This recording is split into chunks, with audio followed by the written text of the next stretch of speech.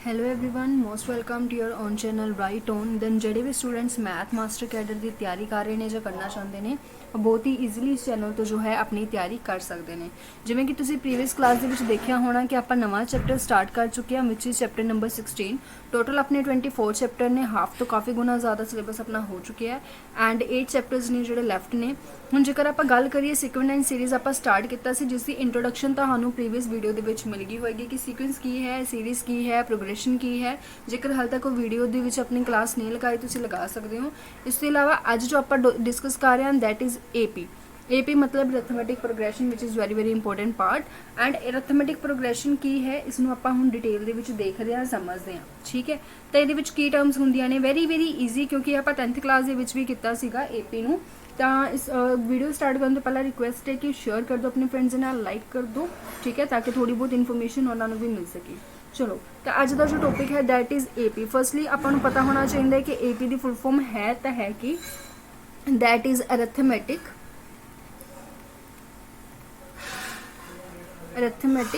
Progression. ठीक है जी, arithmetic progression की जेकर तुसी गल करो तो अरिथमैटिक प्रोग्रेशन की है की नहीं है, है ना। आप 10th क्लास के पढ़ते होंगे सी। देखो जिमें कि अगर आप गल करिए अरिथमैटिक प्रोग्रेशन की एक एग्जाम्पल लैके समझते हैं कि जिमें तुसी की कर रहे हो हर 2 मिनट जिमें कि सेम डिस्टेंस होंदा सीधी भाषा दे विच कोई भी एक टेबल लै लो, 2 का टेबल लै लो, 3 का टेबल लै लो, तुसी देखिया 3 6 9 12 अप टू सोन चली जाता है। तो ये मैंने की देखिया कि इतने जो डिफरेंस है वो भी 3 का डिफरेंस है, इतने जो डिफरेंस है वो भी 3 का डिफरेंस है, इतने भी डिफरेंस है जो 3 का डिफरेंस है। तो इट है कि एक प्रोग्रेशन तो है, मतलब कोई ना कोई सीक्वेंस इतने फॉलो हो रही है। और इतने जो सीक्वेंस फॉलो हो रही है वो केड़ी सीक्वेंस फॉलो हो रही है कि हर एक टर्म का जो डिफरेंस है वो डिफरेंस कितना है, सेम है। When your difference is same जो तो आप कहांगे कि वो मेरे को की होंगी है अरिथमैटिक प्रोग्रेशन होंगी है। ठीक है, तो जेकर तुसीं इसनूं प्रॉपर वेज दे विच लिखना चाहते हो तो लिखोगे van the difference between the consecutive terms remains same, the sequence is called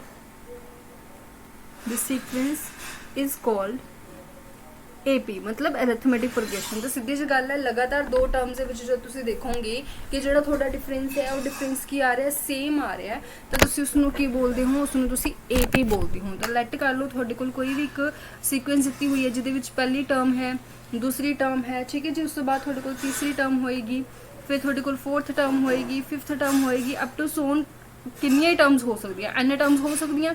तो आप लास्ट टर्म n लेट कर लिए, ठीक है। उससे पहला कोई ना कोई टर्म होएगी विच इज Tn-1, ठीक है। तो हुण इस दे विच कहने का मतलब की हो गया कि लगातार 2 टर्म्स का जो डिफरेंस है वो थोड़े कोल की होएगा जी, सेम होएगा। लगातार 2 टर्म्स का डिफरेंस मेरे को कितना होएगा, सेम होएगा। मतलब जेकर मैं T2 - T1 करा that is equal to T3 - T2, that is equal to T4 - T3 and up to so on चलता जाएगा। और आप ही कह सकते हैं कि सारिया ही जो टर्म्स ने उन्होंने माइनस की होएगा, सेम होएगा। और इस माइनस नू, इस डिफरेंस नू आप डी का नाम दे दें, हमेशा ही आप इसनों डी के नाल बुलाने। जिथे थोड़े कोल डी की गल हो रही है या डी गिवन है that mean they are talking about difference, ठीक है। तो डिफरेंस नू डी का नाम दे दिता जाता है, क्योंकि इसनों इस तरीके ना रिप्रजेंट करना थोड़ा जा कह देंगे कि है ना मुश्किल जा है, तो इसनों ए नाम दे दिता, ठीक है। तो तुम आप ही सोच के देखो, जेकर फर्स्ट टर्म मेरे को ए है तो मेरे को सैकेंड टर्म कितनी होएगी, जेकर मैं उस ए नू डी डी नू ऐड कर देवां। तो थर्ड टर्म मेरे को कितनी होएगी जे मैं ए 2 बारी डी नू ऐड कर देवां। तो मेरे को 4th टर्म कितनी होएगी जे मैं ए 3 बारी डी नू ऐड कर देवां, अप टू सोन चली जाएगा। तो सिमिलरली तुम कह सकते हो कि nth टर्म मेरे को कितनी होएगी। देखो जो 4 है तो 3 आ गया, 3 है तो 2 आ गया, 2 है तो एक घट के आ रहा है। Then it is very clear A + n-1d and it is very useful formula and formula कह लो, रिजल्ट कह लो, क्योंकि यही आप हर जगह पर यूज़ कर सकते हैं, ठीक है। यही यूज़ करते हैं, ये होंगे nth टर्म का फॉर्मूला, ठीक है। यही तुम सारी 10th क्लास जो है वो सिर्फ 2 सम ऑफ टर्म्स एंड टर्म के उपर डिपेंड करती है। ਤੇ ਕਾਫੀ ਜ਼ਿਆਦਾ ਕੀ ਹੈ ਯੂਸਫੁਲ ਹੈ। ਜਿੱਥੇ ਜਿੱਥੇ ਵੀ ਤੁਹਾਨੂੰ ਫਰਸਟ ਟਰਮ ਕਹਿ ਦਿੱਤਾ ਜਾਂਦਾ ਤੁਸੀਂ ਕੀ ਕਹਿੰਦੇ ਹੋ ਕਿ ਹਾਂਜੀ ਇਹ ਮੇਰੇ ਕੋਲ ਕੀ ਹੈ ਫਰਸਟ ਟਰਮ ਹੈ। ਜਿੱਥੇ ਵੀ ਤੁਹਾਨੂੰ ਡੀ ਦੀ ਗੱਲ ਕੀਤੀ ਜਾਂਦੀ ਹੈ ਤਾਂ ਤੁਸੀਂ ਕਹਿੰਦੇ ਹੋ ਕਿ ਹਾਂਜੀ ਡੀ ਮੇਰੇ ਕੋਲ ਕੀ ਹੈ ਕਾਮਨ ਡਿਫਰੈਂਸ ਹੈ। Then it is very basic things. ਠੀਕ ਹੈ 10th ਕਲਾਸ ਦਾ ਵੀ ਟੌਪਿਕ ਹੈ 11th ਦਾ ਵੀ ਟੌਪਿਕ ਹੈ, ਕਾਫੀ ਵਧੀਆ ਤਰੀਕੇ ਨਾਲ ਤੁਸੀਂ ਇਸ ਨੂੰ ਸਮਝ ਸਕਦੇ ਹੋ। ਇਸ ਤੋਂ ਇਲਾਵਾ ਜੇਕਰ ਗੱਲ ਕੀਤੀ ਜਾਵੇ ਤਾਂ ਇੱਕ ਚੀਜ਼ ਮੈਨੂੰ ਪਤਾ ਲੱਗ ਗਈ, ਕੀ ਪਤਾ ਲੱਗ ਗਈ ਕਿ ਮੇਰੇ ਕੋਲ ਜਿਹੜੀ ਵੀ AP ਬਣੇਗੀ ਉਹ ਮੇਰੇ ਕੋਲ ਕਿੱਦਾਂ ਬਣੇਗੀ, A ਹੋਏਗਾ A+D ਹੋਏਗਾ A+2D ਹੋਏਗਾ ਅਪ ਟੂ ਸੋ ਔਨ ਚੱਲਦੀ ਰਹਿੰਦੀ ਹੈ। ਕਲੀਅਰ ਹੈ ਜੀ। ਤਾਂ ਇਹਦੇ ਵਿੱਚ ਜੇਕਰ ਮੈਂ ਕਹਾਂ ਕਿ nth ਟਰਮ ਮੇਰੇ ਕੋਲ ਕੀ ਹੋਏਗੀ ਤਾਂ ਤੁਸੀਂ ਬੜੀ ਈਜ਼ੀਲੀ ਕਹਿ ਦੋਗੇ ਕਿ A+n-1D ਜੋ ਹੈ ਉਹ ਮੇਰੇ ਕੋਲ nth ਟਰਮ ਹੋਏਗੀ। ਇਸ ਨੂੰ ਥੋੜਾ ਓਪਨ ਕਰ ਲਈਏ ਤਾਂ ਮੇਰੇ ਕੋਲ ਕਿੰਨਾ ਬਣ ਗਿਆ ND-D ਬਣ ਗਿਆ। n ਵਾਲੀ ਟਰਮਸ ਨੂੰ ਅਲੱਗ ਕਰ ਲੈਂਦੇ ਆ। ਦੈਨ ਮੇਰੇ ਕੋਲ ਕਿੰਨਾ ਬਣ ਜਾਂਦਾ ਹੈ A-D+ND। ਠੀਕ ਹੈ। ਤਾਂ ਜੇਕਰ ਮੈਂ ਇਸ ਨੂੰ ਕੋਈ ਇੱਕ ਨੰਬਰ ਦਾ ਨਾਮ ਦੇ ਦੇਵਾਂ ਵਿਚ is P and the second ਮੇਰੇ ਕੋਲ Q, ਮਤਲਬ ਕਹਿਣ ਦਾ ਕੀ ਹੈ ਇਹ ਮੇਰੇ ਕੋਲ ਕੀ ਹੋਇਆ ਕਰੇਗੀ ਹਮੇਸ਼ਾ ਇੱਕ ਲੀਨੀਅਰ ਇਕੁਏਸ਼ਨ ਬਣਿਆ ਕਰੇਗੀ। ਮਤਲਬ ਜੇਕਰ ਤੁਹਾਨੂੰ ਕਹਿ ਦਿੰਦੇ ਨੇ ਕਿ nth ਟਰਮ ਜੋ ਹੈ ਉਹ ਕੁਆਡਰੇਟਿਕ ਇਕੁਏਸ਼ਨ ਹੈ ਤੇ ਤੁਸੀਂ ਕਹਿ ਦੋ ਨਹੀਂ ਜੀ ਤੁਸੀਂ ਗਲਤ ਹੋ, ਉਹ ਸਿਰਫ ਜਾਂ ਤਾਂ ਕੋਈ ਨਾ ਕੋਈ ਕਨਸਟੈਂਟ ਹੋ ਸਕਦਾ ਹੈ ਜਾਂ ਫਿਰ n ਇਨਟੂ ਸਮਥਿੰਗ ਕੁਝ ਹੋ ਸਕਦਾ ਹੈ, ਬਟ ਉਹ ਕਦੇ ਵੀ n² ਦੀ ਫਾਰਮ ਦੇ ਵਿੱਚ ਨਹੀਂ ਹੋ ਸਕਦਾ। Then it is very important result कि हमेशा किस टाइप का होया करेगा लीनियर टाइप का ही होया करेगा। ठीक है क्लियर है। ਹੁਣ ਆਪਾਂ ਗੱਲ ਕਰਦੇ ਹਾਂ ਕਿ ਜੇਕਰ ਤੁਹਾਨੂੰ ਲਾਸਟ ਟਰਮ ਫਾਈਂਡ ਆਊਟ ਕਰਨ ਲਈ ਕਹਿ ਦਿੱਤਾ ਜਾਂਦਾ ਸਟਾਰਟਿੰਗ ਤੋਂ ਤੁਹਾਨੂੰ ਕਹਿ ਦਿੱਤਾ ਕਿ nth ਟਰਮ ਦੱਸੋ ਤਾਂ ਤੁਸੀਂ ਆਰਾਮ ਨਾਲ ਦੱਸ ਦੋਗੇ। ਜੇ ਤੁਹਾਨੂੰ ਕਹਿ ਦਿੱਤਾ ਜਾਂਦਾ nth ਟਰਮ ਫਾਈਂਡ ਤਾਂ ਕਰਨੀ ਹੈ ਬਟ ਫਰੋਮ ਐਂਡ ਕਰਨੀ ਹੈ, ਮਤਲਬ ਲਾਸਟ ਤੋਂ ਇੰਨਵੀਂ ਟਰਮ ਦੱਸੋ ਮੈਨੂੰ ਕਿੰਨੀ ਹੋਏਗੀ। ਤੇ ਤੁਸੀਂ ਇਹਦੇ ਵਿੱਚ ਕੀ ਕਰਿਆ ਕਰੋ, ਇਹਦੇ ਵਿੱਚ ਤੁਸੀਂ ਕੀ ਕਰਿਆ ਕਰੋ ਜੋ ਲਾਸਟ ਟਰਮ ਹੁੰਦੀ ਹੈ let this is 3 4 up to so on ਤੁਹਾਨੂੰ ਲਾਸਟ ਟਰਮ ਦਿੱਤੀ ਹੋਇਆ ਕਰੇਗੀ। ਠੀਕ ਹੈ।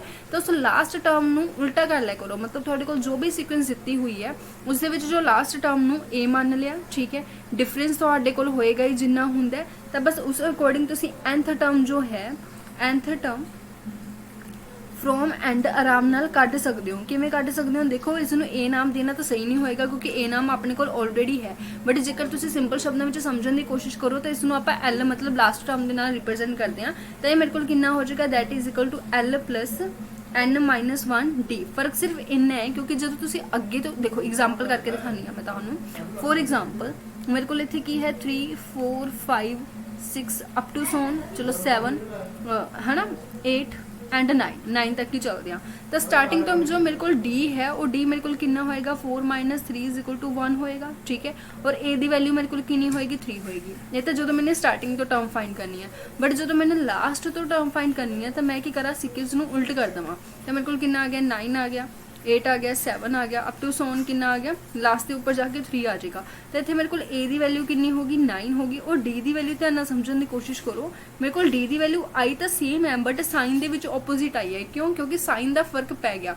ਪਹਿਲਾਂ ਵੱਡੀ ਦੇ ਵਿੱਚ ਛੋਟੀ ਮਾਈਨਸ ਹੋ ਰਹੀ ਸੀ, ਹੁਣ ਛੋਟੀ ਦੇ ਵਿੱਚੋਂ ਵੱਡੀ ਮਾਈਨਸ ਹੋ ਰਹੀ ਹੈ। ਤਾਂ ਕਰਕੇ ਇੱਥੇ ਕੀ ਹੋਏਗਾ ਇੱਥੇ ਤੁਹਾਡੇ ਕੋਲ D ਦੇ ਵਿੱਚ ਜੋ ਹੈ ਉਹ ਸਾਈਨ ਦਾ ਫਰਕ ਪਏਗਾ।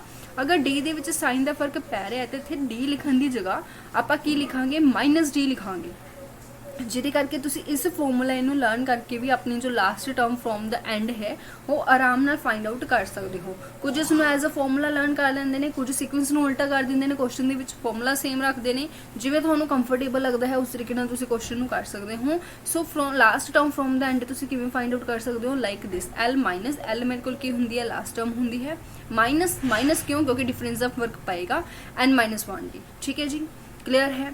ਚਲੋ ਅੱਗੇ ਗੱਲ ਕਰਦੇ ਹਾਂ that is another important topic that is sum of n terms. 10th class ਦੇ ਵਿੱਚ ਇਹੀ ਦੋ ਚੀਜ਼ਾਂ ਨੇ ਜੋ ਪੂਰਾ ਦਾ ਪੂਰਾ ਇਹ ਟੌਪਿਕ ਨੇ ਜੋ ਕਵਰ ਕਰਦੀਆਂ ਨੇ n ਟਰਮਸ ਆਫ AP। ਠੀਕ ਹੈ ਜੀ। Sum of n terms of AP ਮੇਰੇ ਕੋਲ ਕੀ ਹੈ ਸਮ ਦਾ ਮਤਲਬ ਕੀ ਹੋ ਗਿਆ ਤੁਹਾਡੇ ਕੋਲ ਫਰਸਟ ਟਰਮ ਦਿੱਤੀ ਸੀ, ਸੈਕਿੰਡ ਦਿੱਤੀ ਸੀ, ਥਰਡ ਦਿੱਤੀ ਸੀ up to so on n terms ਦਿੱਤੀਆਂ ਸੀ। ਠੀਕ ਹੈ। ਹੁਣ ਇਹ ਤਾਂ ਪਹਿਲਾਂ ਨੰਬਰ ਆਫ ਟਰਮ ਸੀਗੀਆਂ, ਹੁਣ ਤੁਹਾਨੂੰ ਕਹਿ ਦਿੱਤਾ ਇਹਨਾਂ ਸਭ ਦਾ ਸਮ ਫਾਈਂਡ ਆਊਟ ਕਰਕੇ ਦੱਸੋ। First term, second term, third term up to so on nth term ਤੱਕ ਜਿੰਨੀਆਂ ਵੀ ਟਰਮਸ ਨੇ ਤਾਂ ਇੱਥੇ ਤੁਸੀਂ ਸਮਝ ਸਕਦੇ ਹੋ ਕਿ ਇਹ ਮੇਰੇ ਕੋਲ A ਹੋਏਗਾ, ਸੈਕਿੰਡ ਮੇਰੇ ਕੋਲ A+D ਹੋਏਗੀ, ਥਰਡ ਟਰਮ ਮੇਰੇ ਕੋਲ A+2D ਹੋਏਗੀ ਅਪ ਟੂ ਸੋਨ ਤੁਹਾਡੇ ਕੋਲ ਕੀ ਹੋਏਗੀ ਲਾਸਟ ਟਰਮ A+n-1D ਹੋਏਗਾ। ਠੀਕ ਹੈ। ਤਾਂ ਜੇਕਰ ਤੁਸੀਂ ਇਹਨਾਂ ਸਭ ਦਾ ਸਮ ਕਰੋਗੇ ਤਾਂ ਇੱਕ ਚੀਜ਼ ਤਾਂ ਮੈਨੂੰ ਕਲੀਅਰ ਹੈ ਕਿ ਜਿਹੜਾ A ਹੈ ਉਹ A ਕਿੰਨੀ ਵਾਰੀ ਆਏਗਾ n ਵਾਰੀ ਆਏਗਾ ਕਿਉਂਕਿ n ਟਰਮ ਸੀਗੀਆਂ, ਪਲੱਸ D ਮੇਰੇ ਕੋਲ ਕਿੰਨੀ ਵਾਰੀ ਆਏਗਾ n-1 ਵਾਰੀ ਆਏਗਾ। ਠੀਕ ਹੈ ਜੀ। ਬਟ ਇਹ D ਜੋ ਹੈ n ਟਾਈਮਸ ਵੀ ਹੈ, ਇੱਥੇ 1 ਹੈ, ਇੱਥੇ 2 ਹੈ, ਇੱਥੇ ਅਪ ਟੂ ਸੋਨ, ਤਾਂ ਕਰਕੇ ਇੱਥੇ ਇਨਟੂ ਕਿੰਨਾ ਲੱਗੇਗਾ, n ਵੀ ਹੋਏਗਾ। ਠੀਕ ਹੈ, ਸੋ ਇਸ ਨੂੰ ਜੇਕਰ ਤੁਸੀਂ ਆਹ ਆਰਟੀਕਲ ਪੂਰਾ ਨਹੀਂ ਕਰਨਾ ਚਾਹੁੰਦੇ ਤਾਂ ਜਸਟ ਇੱਕ ਰਿਜ਼ਲਟ ਹੀ ਯਾਦ ਰੱਖ ਸਕਦੇ ਹੋ ਕਿ ਜੇਕਰ ਤੁਹਾਨੂੰ ਤੁਸੀਂ ਰਿਜ਼ਲਟ ਹੀ ਯਾਦ ਰੱਖਣਾ ਹੈ ਕਿ ਜੇਕਰ ਤੁਹਾਨੂੰ ਸਮ ਆਫ ਟਰਮਸ ਪੁੱਛ ਲਿਆ ਜਾਂਦਾ ਤਾਂ ਤੁਸੀਂ ਕਿਹੜਾ ਫਾਰਮੂਲਾ ਯੂਜ਼ ਕਰਨਾ ਹੈ, n/2 2a प्लस n-1d। इस फॉर्मूले ने यूज़ करके तुसी आराम नाल अपना सम ऑफ टर्म्स जो है वो फाइंड आउट कर सकते हो। इसका ही एक अनदर फॉर्मूला भी है, दैट इज़ देखो इसनों ही ब्रेक कर देने आपां। 2a नूं मैं की लिख सकती हाँ, a प्लस n-1d लिख सकती हाँ। ठीक है, हुण a मेरे को की होएगी, nth टर्म होएगी, मतलब एक तरीके नाल लास्ट टर्म होएगी, तो मतलब इसनों आपां की कह सकते हाँ, इसनों कुछ इस फॉर्मैट दे विच भी लिखिया जा सकता है। तुसीं इसनों भी यूज़ कर सकते हो। इनू कदों यूज़ करोगे, जो तुहानूं लास्ट टर्म दी हुई है तो तुसीं आराम नाल इस फॉर्मूले की हैल्प नाल अपना क्वेश्चन सॉल्व कर सकते हो। बट इन एनी केस तुहानूं लास्ट टर्म ना दे के फर्स्ट टर्म देती, डिफरेंस तुसीं कढ लिया, नंबर ऑफ टर्म्स तुहाडे कोल हैगी हाँ, तो तुसीं उत्थे सम ऑफ टर्म्स लई इस मैथड नूं अप्लाई करोगे। ठीक है जी, क्लीयर है। तो देखो एक चीज़ इत्थे होर आपां समझ सकते हैं कि जो अपने को सम ऑफ टर्म्स है, सम ऑफ टर्म्स आपां हुणी पढ़ के आए, दैट इज़ n/2। ठीक है जी, and 2a plus 2a plus n-1d। ठीक है, तो सम ऑफ टर्म्स का जो यही मैथड है अपने को दिता होया, जो ये फॉर्मूला है आपने हुणे समझिया कि आराम नाल इसकी हैल्प नाल आपां इसनूं सॉल्व कर सकते हैं। तो जेकर ध्यान नाल देखा जाए तो सम ऑफ टर्म्स मेरे को कितना बनेगा, मेरे को बनेगा ये 2a n/2। ठीक है जी, प्लस n-1, इसनूं थोड़ा इग्नोर करियो प्लीज़, मैं भी करने की कोशिश कर रही हाँ, n-1d इंटू n/2। ठीक है, तो इसनूं सॉल्व करोगे तो मेरे को कितना आ जाएगा, an आ जाएगा, प्लस इसनूं करोगे तो n² आ जाएगा, माइनस gn/2 आ जाएगा। तो मतलब इन्हों दोनों को इकट्ठा कर लो तो मेरे को कितना बन जाएगा, n into a-d/2 plus n²/2। तो इस फॉर्मैट के तुहाडे कोल आ जाएगा।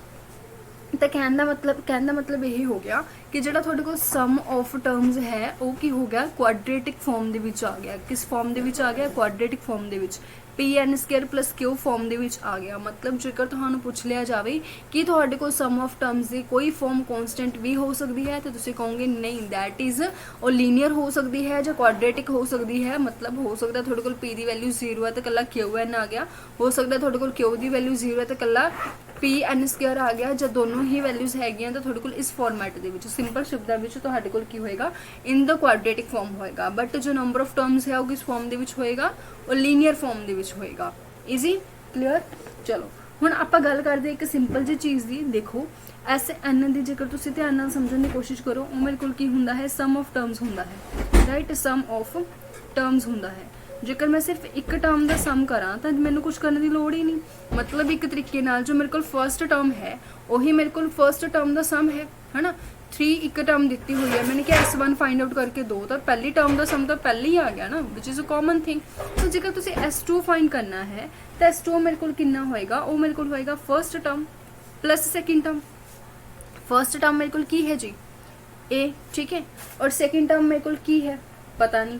तो आप यही गल कह सकते हैं कि जेकर A प्लस सेकेंड टर्म, तो आप यही गल आराम नाल कह सकते हैं कि जेकर मैं S2 माइनस S1 करदा तो मेरे को कितना बन गया, A plus T2 minus A। Then S2 minus S1 मेरे को कितना बन गया, T2। दैन इत्थों तुहाडे कोल रिजल्ट निकल के आ गया कि रिजल्ट निकल के आ गया कि जेकर तुसी S1 फाइंड आउट करना चाहते हो तो तुहाडे कोल A फर्स्ट टर्म ही होएगी। अगर तुसी पहलियां 2 टर्म्स का सम फाइंड आउट करना चाहते हो तो तुसी की करोगे, सॉल्व करोगे, T1 प्लस T2 करोगे, तो इत्थों अपने को S2 माइनस S1 जो है वो सेकेंड टर्म के इक्वल आ गया। थानू टर्म फाइंड करने कह दिता तो तुसी पहलियां 2 टर्म्स के सम दे विचों पहली टर्म का सम जो है वो माइनस कर दो। ठीक है, जेकर तुसी यही S3 माइनस S2 कर दो, फिर S3 माइनस S2 करके तुहाडे कोल की आएगा, यही जेकर तुसी S3 माइनस S2 कर दोगे तो तुहाडे कोल की होएगी, थर्ड टर्म आ जाएगी अप टू सोन। जेकर तुसी SN दे विचों पहलियां n-1 टर्म्स माइनस कर दोगे तो जो टर्म तुहाडे कोल बचेगी वो मेरे कोल कितनी होएगी, nth टर्म होएगी। इसनू यूज़ करके इस शॉर्टकट, इसनू शॉर्टकट भी बोल सकते हो तुसी, इस शॉर्टकट नू यूज़ करके तुसी बहुत सारे क्वेश्चन ने जो बड़ी ही ईजीली सॉल्व कर सकते हो। ठीक है। तो ये तो सी बिल्कुल सिंपल जिहियां गल्लां, ठीक है, जो कि आपां नूं पता होणीआं चाहीदियां ने। इस तो बाद आ जांदे ने कुछ इंपोर्टेंट चीज़ां जो आपां नूं पता होणीआं चाहीदियां ने। प्रॉपर्टीज़ कह लो, रिजल्ट कह लो, जो तुहानूं कंफर्टेबल लगदा वो कह लो। कि लैट मैनूं कोई भी AP दित्ती हुई है X Y Z, ਇਹ ਤਿੰਨ ਨੇ ਜਿਹੜੇ ਕਿ ਇੱਕ AP ਦੇ ਵਿੱਚ ਨੇ। अगर मैं इन्हां दे विच कुछ ऐड कर देवां कोई एक पर्टिकुलर कॉन्सटेंट, बट इन्ना ध्यान रखना है कि वही पर्टिकुलर कॉन्सटेंट हर टर्म दे विच ऐड होना चाहिए। एवें नहीं कि तुसीं पहले दे विच 2, अगले दे विच 3, अगले दे विच 4 ऐड कर दो, नहीं, सब दे विच सेम ही कॉन्सटेंट ऐड करना है। मतलब जेकर तुसीं एक पर्टिकुलर कॉन्सटेंट हर टर्म दे विच ऐड कर दो तो कोई भी फर्क नहीं पैंदा, वो भी एक AP ही होएगी। अगर तुसी कोई कॉन्सटेंट सेम सारे करे विचों माइनस करते हो, जां चलो इदा ना लिखे जो तुसी अद्धा भी लिख लेनी, वैसे भी AP होएगी, बट स्टिल अगर तुसी माइनस भी करते हो तो भी कोई फर्क नहीं पैंदा, वो भी एक की होएगी AP ही होएगी। अगर तुसी किसी पर्टिकुलर कॉन्सटेंट नूं इस दे नाल मल्टीप्लाई कर दो तो भी कोई फर्क नहीं पैंदा। अगर तुसी किसी पर्टिकुलर कॉन्सटेंट नूं इस दे नाल डिवाइड भी कर रहे हो तो भी कोई फर्क नहीं पैंदा।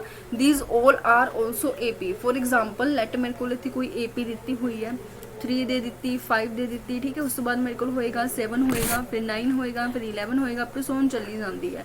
तो इत्थे जेकर मैं गल करा, मैंने इस दे विच 2 ऐड कर दिता तो मेरे को कितना बन गया 5 बन गया, +2 करन तो बाद, ठीक है।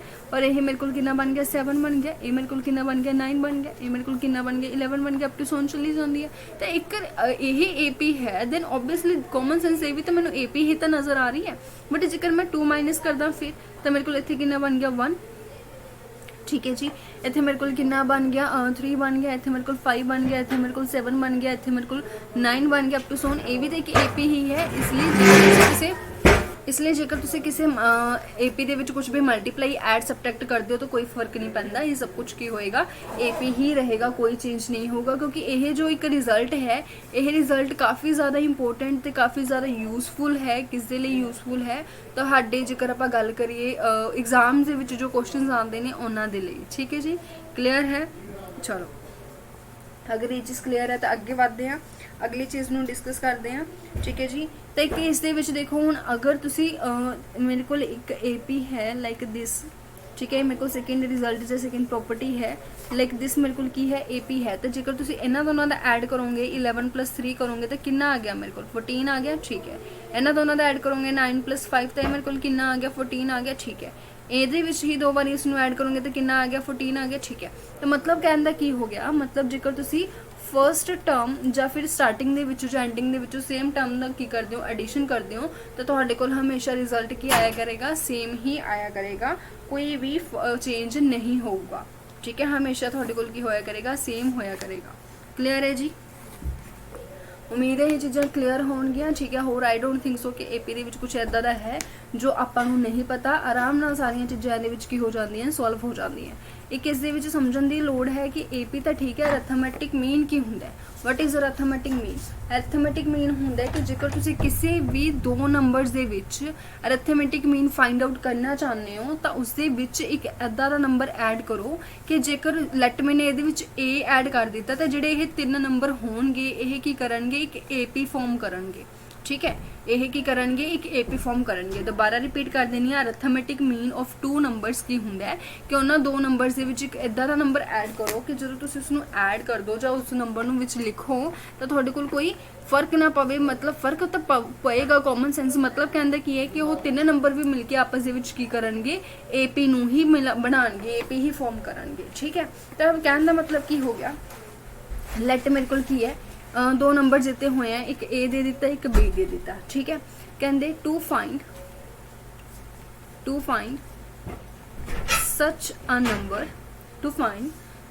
Number which when inserted between the given number results and AP। तो तुसी समझ ही गए, जो मैं हुणी बोलिया वही चीज़ बस लिखी है। तो लैट मैंने अपने बोलो समझ लिया कि मैंने वो नंबर ऐड कर दिता और वो नंबर केड़ा है A है। अगर ये AP फॉर्म कर रहा है तो इन्हां दोनों का डिफरेंस जो है ਉਹ ਇਹਨਾਂ ਦੋਨਾਂ ਦੇ ਡਿਫਰੈਂਸ ਦੇ ਇਕੁਅਲ ਹੋਏਗਾ, ਕਿਉਂਕਿ ਏਪੀ ਦਾ ਤਾਂ ਰਿਜ਼ਲਟ ਇਹੀ ਕਹਿੰਦਾ। ਅਗਰ ਏਪੀ ਦਾ ਰਿਜ਼ਲਟ ਇਹ ਕਹਿੰਦਾ then it is very clear ਕਿ ਇੱਥੋਂ ਤੁਹਾਡੇ ਕੋਲ ਕਿੰਨਾ ਬਣ ਗਿਆ, ਇੱਥੋਂ ਤੁਹਾਡੇ ਕੋਲ ਬਣ ਗਿਆ 2a = a + b, ਤੇ ਇੱਥੋਂ ਤੁਹਾਡੇ ਕੋਲ a ਦੀ ਵੈਲਿਊ ਕਿੰਨੀ ਆ ਗਈ, a + b/2 ਆ ਗਈ, ਔਰ a ਆਪਣਾ ਕੀ ਹੈ, ਅਰਥਮੈਟਿਕ ਮੀਨ ਹੈ। ਤਾਂ ਦੋ ਨੰਬਰਸ ਦੇ ਵਿੱਚ ਜੋ ਅਰਥਮੈਟਿਕ ਮੀਨ ਹੁੰਦਾ, ਉਹ ਅਰਥਮੈਟਿਕ ਮੀਨ ਕੀ ਹੁੰਦਾ, ਦੋਨੋਂ ਨੰਬਰਸ ਦਾ ਐਡ ਡਿਵਾਈਡ ਬਾਈ 2, ਠੀਕ ਹੈ। But there is not compulsion कि ਤੁਹਾਡੇ ਕੋਲ ਇੱਕ ਹੀ ਅਰਥਮੈਟਿਕ ਮੀਨ ਫਾਈਂਡ ਆਊਟ ਕਰਨ ਲਈ ਕਿਹਾ ਜਾਵੇ। ਜੇ ਤਾਂ ਹੁਣ ਕਹਿ ਦੇਣ ਕਿ n arithmetic mean find out ਕਰੋ ਕਿਹਦੇ ਵਿੱਚ, a ਔਰ b ਦੇ ਵਿੱਚ, ਫਿਰ ਕਿਵੇਂ ਕਰਾਂਗੇ? ਤਾਂ ਫਿਰ ਇਹਦਾ ਮਤਲਬ ਕੀ ਹੋ ਗਿਆ ਕਿ a ਤੋਂ ਬਾਅਦ ਮੈਨੇ ਇਦਾਂ ਦੀਆਂ n ਟਰਮਸ ਇਸ ਦੇ ਵਿੱਚ ਐਡ ਕਰਨੀਆਂ ਨੇ, ਇਨਸਰਟ ਕਰਨੀਆਂ ਨੇ ਕਿ ਉਹਨਾਂ n ਟਰਮਸ ਦੇ ਇਨਸਰਟ ਹੋਣ ਤੋਂ ਬਾਅਦ ਜੋ ਮੇਰੇ ਕੋਲ ਇੱਕ ਸੀਕੁਐਂਸ ਬਣੇਗੀ, ਉਹ ਸੀਕੁਐਂਸ ਮੇਰੇ ਕੋਲ ਕੀ ਹੋਏਗੀ, ਉਹ ਸੀਕੁਐਂਸ ਮੇਰੇ ਕੋਲ AP ਹੋਏਗੀ।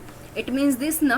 तो यदा मतलब की हो गया, जेकर आप टोटल समझने की कोशिश करिए तो टोटल मेरे को नंबर ऑफ टर्म्स किन्ने हो गए, टोटल नंबर ऑफ टर्म्स। तो टोटल नंबर ऑफ टर्म्स का अंदाजा लगाओ, n टर्म्स का यही हो गई जिन्होंने जगह घेर ली, 2 टर्म्स अपने को ए हो गए, तो टोटल टर्म्स मेरे को किनिया हो गई, n+2 हो गया। जेकर टोटल टर्म्स n+2 हो गई, अच्छा ठीक है। तो फर्स्ट टर्म किन्नी है, फर्स्ट टर्म मेरे को है a, ठीक है जी। और अगर आप लास्ट टर्म की गल करिए, लास्ट टर्म मेरे को किन्नी है, लास्ट टर्म है मेरे को b, this is my first term and this is my last term, ठीक है। तो जेकर जेकर तुसीं ये समझने की कोशिश करो तो इनू तुसीं एज अ रिजल्ट याद भी रख सकते हो कि इस जो कॉमन डिफरेंस होया करेगा वो होया करेगा b - a/n+1, ठीक है जी, b - a/n+1। हुण तुसीं सोचोगे मैम ये d की वैल्यू आई, तो आई कित्थों?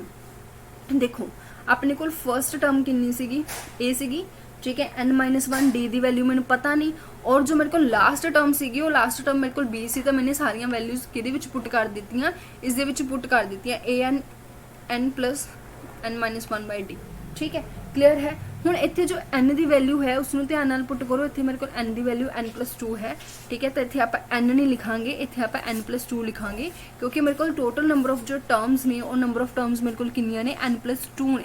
तो मेरे को कितना बन गया, a + n+1d which is equal to b। मैंने कि वैल्यू फाइंड आउट करनी है d दी, क्योंकि a तो मेरे को है, ठीक है। तो मेरे को कितना आ गया, n+1d which is equal to b - a, ठीक है जी। तो d की वैल्यू मेरे को कितनी आ गई, b - a/n+1। कुछ स्टूडेंट इसनूं एज इट इज़ याद भी रख लेंदे हैं, कुछ इसनूं as at a moment find भी कर लेंदे हैं। That is totally depend on you कि तुसीं क्वेश्चनस नूं किवें करदे हो, ठीक है। चलो तो डी अपने को हैगी है, ए अपने को हैगी है, होर ए पी च आपां नूं की चाहिदा हुंदा, कुछ भी नहीं। तो आप जेकर फर्स्ट टर्म की गल करिए तो ध्यान नाल देखो, जो मैंने इत्थे सीरीज़ लिखी है ये जिहड़ा फर्स्ट अर्थमैटिक मीन है ये मेरे को सैकेंड टर्म है, ठीक है जी, ये मेरे को की है, सैकेंड टर्म है। अगर ये सैकेंड टर्म है तो इसनूं आपां की लिख सकते हैं, ए प्लस सैकेंड टर्म नूं आपां लिखते हैं a + d, है ना, a + d, ठीक है। अच्छा सैकेंड अरथमेटिक मीन, तो आप वापस जाने उस स्लाइड के ऊपर। सैकेंड अरथमेटिक मीन मेरे को की है, थर्ड टर्म है, और थर्ड अरथमेटिक मीन मेरे को की है, फोर्थ टर्म है ना। तो इस तरीके नाल तुसीं समझ सकते हो कि मेरे को थर्ड टर्म है तो इसनूं किद्दां लिखांगे, a + 2d लिखांगे, ठीक है। और जी मेरे को थर्ड अरथमेटिक मीन है, मेरे को फोर्थ टर्म है, और इसनूं आपां a + 3d लिखांगे। तो विच वालियां नूं स्किप करके आपां नूं एक सीधा सीधा रिजल्ट मिल गया। की रिजल्ट मिल गया कि जेकर तुसीं फर्स्ट अरथमेटिक मीन फाइंड करना है तुसीं सीधा सीधा a + d करके फाइंड आउट कर सकते हो। सैकेंड अरथमेटिक मीन फाइंड करना है तो a + 2d कर लो। थर्ड अरथमेटिक मीन फाइंड करना है तो a + 3d कर लो। a की वैल्यू थोड़े को है, d की वैल्यू है। और nth अरथमेटिक मीन तुसीं फाइंड करना है, a + nd कर लो। आराम नाल थोड़े को सारे दे सारे अरथमेटिक मीन ने जो फाइंड आउट हो जाएंगे, ठीक है। तो इस दे विच एक रिजल्ट है, उस रिजल्ट नूं तुसीं हमेशा अपने माइंड दे विच क्लीयर रखना है। किहड़ा रिजल्ट है कि जेकर तुसीं a1 a2 a3 up to Son an इन्हां सारिਆਂ ਦਾ सम फाइंड करदे हो। इत्थे सम ਦੀ ਗੱਲ हो रही है, मैंने विच एडिशन ਦਾ सिंबल पाया। इन्हां सारिਆਂ ਦਾ तुसीं सम फाइंड करदे हो, ਉਹ ਕਿਹਦੇ ਇਕੁਅਲ ਹੋਇਆ ਕਰੇਗਾ, n × a + b/2। मतलब की हो गया, एग्जाम्पल बिना गल समझ आनी नहीं। एग्जाम्पल मेरे को है, लैट मेरे को कोई भी एक एग्जाम्पल है, दैट इज 7। एग्जाम्पल छोटी लै रही हूँ, बट ये जो रूल है लॉन्ग क्वेश्चन के लेंथी क्वेश्चन के काम आया करेगा। 7 9 11 13, ठीक है, +15। हुण इहदे विच देखो, एक तो तुसीं अरथमेटिक मीन फाइंड आउट कर सकते हो, अरथमेटिक मीन का सम जो है फाइंड आउट कर सकते हो इदा। ठीक है, लैट कर लो, मेरे को सारे ही अरथमेटिक मीन है, आले दुआले दी टर्म्स मैंने लिखिया नहीं। तो एक तो तुम इन्होंने सारे का ऐड करो, ठीक है, छोटी सीक्वेंस है, ऐड कर लोगे, ऐड करके कितना आ जाएगा, इतने मेरे को आ गया 16 17 27 30 40 45 16, if I am not wrong 60 आ गया। तो जेकर आप गल करिए थोड़ी जी भी लेंदी सीक्वेंस आ जाए फिर तो की करो, फर्स्ट टर्म ठीक है लास्ट टर्म दोनों का की करो, ऐड करो, जो भी थोड़ा ए एंड डी की वैल्यू दी हुई है उन्होंने दोनों का ऐड करो, ए प्लस बी करो, वह अरथमेटिक मीन फाइंड आउट करो, और जिन्नियां नंबर ऑफ टर्म्स हैगियां वो मल्टीप्लाई कर दो, दोनों हमेशा आपस के विच की आया करेंगे, सेम आया करेंगे। ठीक है जी, दोनों हमेशा आपस के विच की आया करेंगे, सेम आया करेंगे। इसमें थोड़ा जिहा आपां सही करते हैं, इत्थे 15 बी की वैल्यू लै लो ताकि थोड़ा समझ आ जाए क्वेश्चन।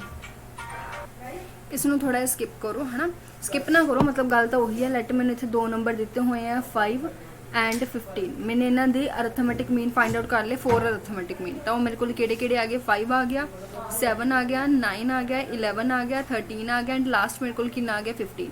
तो ये 4 मेरे को किने अरथमेटिक मीन ने, आराम नाल तुसीं फाइंड कर लोगे। आई डोंट थिंक सो कि ये कोई डाउट है, बट है तो चलो एक बार अरथमेटिक मीन भी आप फाइंड कर लैंने। तो इतने मेरे को ए की वैल्यू कितनी आ गई, 5 आ गई। याद करो डी की वैल्यू कितनी सी, बी माइनस ए अपॉन एन प्लस 1। तो बी माइनस ए मेरे को कितना, हुण बी की वैल्यू कितनी है 15, ए की वैल्यू कितनी है 5, एन प्लस 1 4 अरथमेटिक मीन मैंने फाइंड करने ने, तो नीचे कितना आ गया 5। तो कुल मिला के डी की वैल्यू मेरे को कितनी आ गई जी, 2 आ गई। तो अगर डी की वैल्यू 2 आ गई, ए की वैल्यू 5 सी, तो मैं अगले अरथमेटिक मीन लिख सकती हाँ। फर्स्ट अरथमेटिक मीन मेरे को कितना आना सी, A plus D which is 5 plus 2 which is equal to 7। तो तुम समझदार हो, 7 तो बाद 9 11 13 इस तरीके नाल आंदा रहेगा। तो मतलब की हो गया, ये मेरे को ए की वैल्यू सी 7 9 11 13 एंड 15। ठीक है जी 15। तो देखो ये एक तो मैंने कह दिता सम ऑफ अरथमेटिक मीन तुम फाइंड करो, एक तो मैंने तिना का सम कर लिया, तिना का सम मैं आराम नाल कर सकती हाँ, मेरे को 40 आ जाएगा, कोई डाउट नहीं है। बट इसनों होर किवें किया जा सकता है, इसनों किया जा सकता है A plus B upon 2 into N. A कितना सी 5, बी कितना सी 15 अपॉन 2 इंटू एन मेरे को कितना सी 4। तो मेरे को कितना आ गया जी, इसमें सॉल्व करके 20 ਨੂੰ 2 ਤੇ डिवाइड करोगे 10 आ जाएगा, 10 ਨੂੰ 4 ਨਾਲ मल्टीप्लाई करोगे 40 आ जाएगा। तो आंसर सेम आ रहा है। तो इत्थों जिहड़ा ये रिजल्ट है लेंदी क्वेश्चन करने ਦੇ ਵਿੱਚ काफ़ी ज़्यादा यूजफुल होया करेगा। इस रिजल्ट ਨੂੰ याद जरूर रखना है तुसीं। ठीक है जी, क्लीयर है। इस तो बाद अपने को आ जाता है जी कंडीशन, कि अपने को जेकर अपन कोई 3 ਜਾਂ 4 टर्म्स ने वो अपन कह दिता कि ए पी दे विच ने, तो वो कंडीशन की बनती है। ठीक है, लैट मैनू ए बी एंड सी कह दिता कि ये तीनों टर्म्स कि ने ए पी दे विच ने, तो यदि कंडीशन की बनती है, it is very very easy, 2b is equal to A plus C बनेगा। किवें बनेगा देखो, ये भी थोड़ा पता ही है कि ए बी सी थोड़ा 3 टर्म्स ए पी दे विच दित्तियां ने, तो यदा मतलब की हो गया बी माइनस ए जो है वो सी माइनस बी के इक्वल होएगा। बी नू मैं इधर ले जानी है, ए नू मैं इधर ले जानी है, तो मेरे को कितना बन गया 2b is equal to A plus C. This is a condition for arithmetic progression. ठीक है, क्लियर है। Last but not the least for A P.